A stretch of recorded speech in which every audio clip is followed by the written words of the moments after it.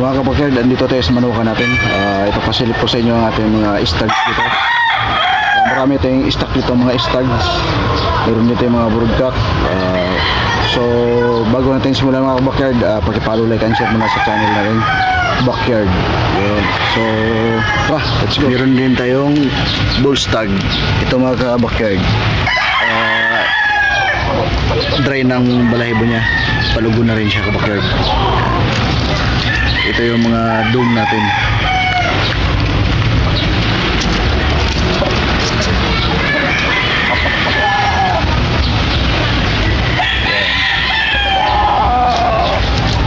Palugon na palugon.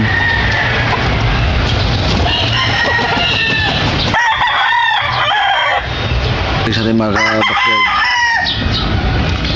Ito yung pinaka-favorite ating bloodline ng mga gray natin, na pagbigay sa atin ng maraming karangalan. Kaya pinaparami natin itong mga gray natin mga backyard. Ayan.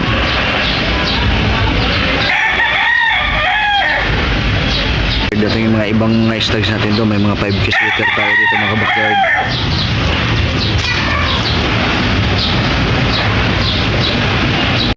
Meron din tayong golden boy. Yan, mga stags natin mga golden boy. Yan.